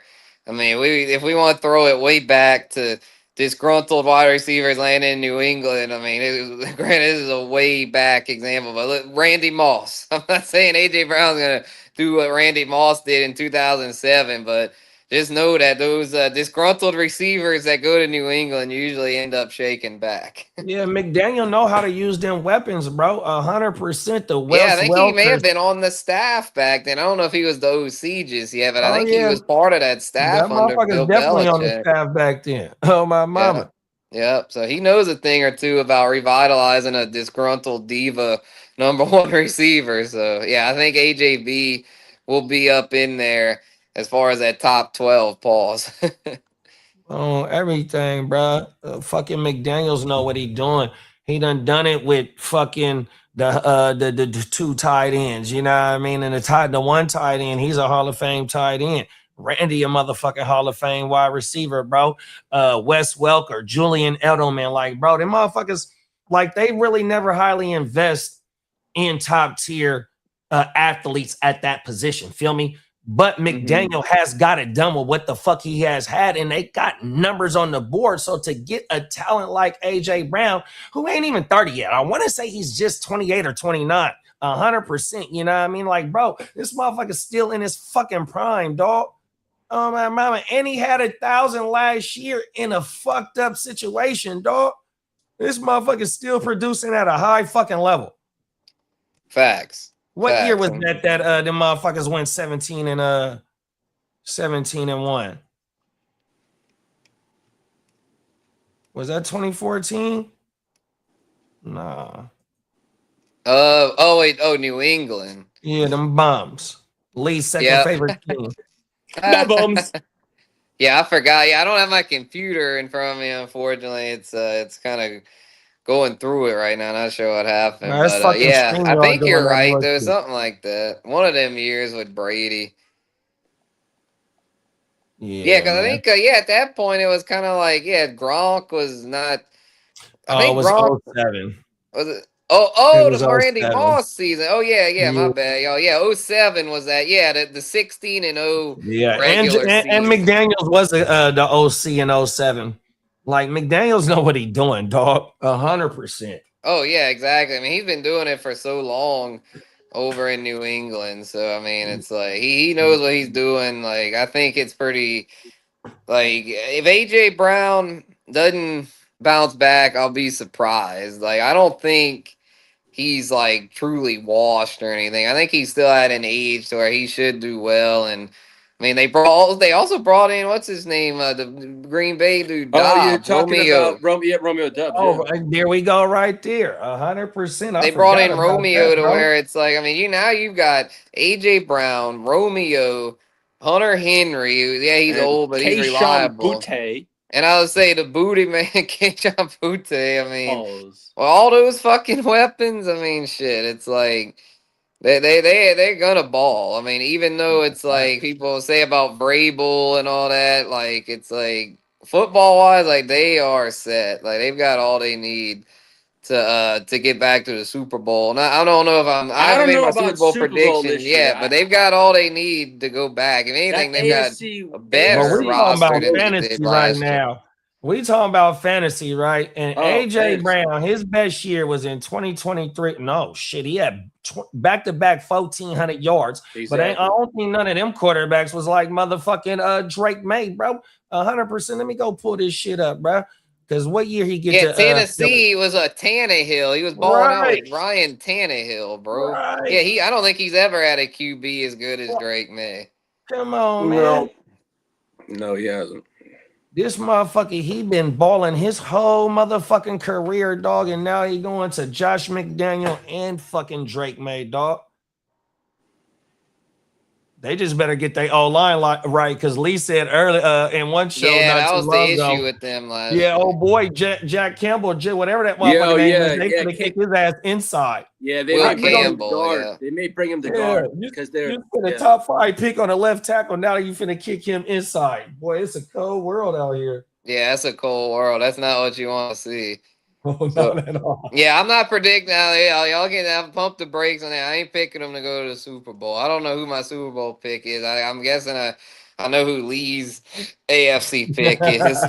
No, you know what? I just want to make the playoffs and do some damage, but I'm not going to say we're going to win it all, but I know we have a good chance of doing something this year and get the monkey off our back of a playoff win for Herbert. And that because 0-3, Peyton Manning was 0-3 when he first started off too. So I'm not taking the, hey, Herbert sucks because he's 0-3. I know that's the monkey on the back, but Peyton was 0-3, and look where he is now too. So I ain't going to make a judgment on Herbert. I know he has time to prove, but I think if anything to prove, it's this year with Mike McDaniels.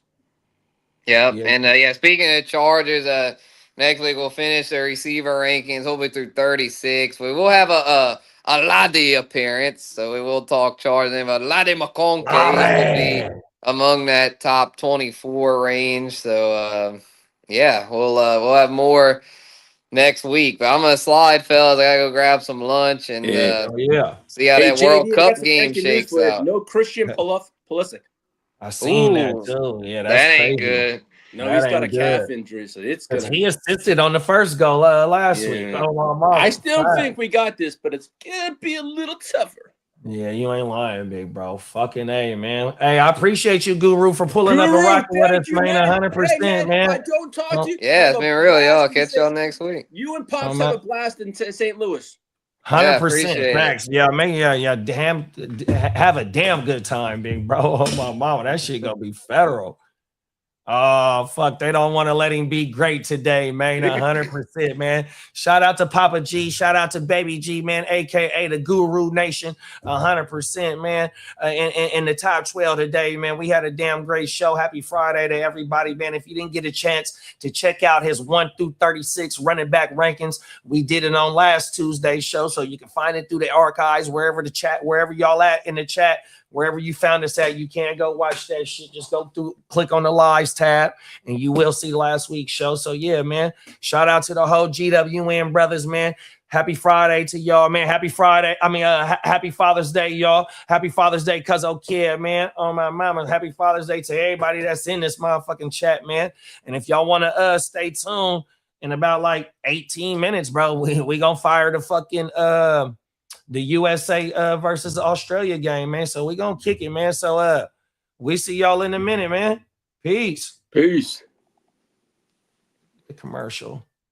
Damn it. I must need a new mouse. This motherfucker geeking.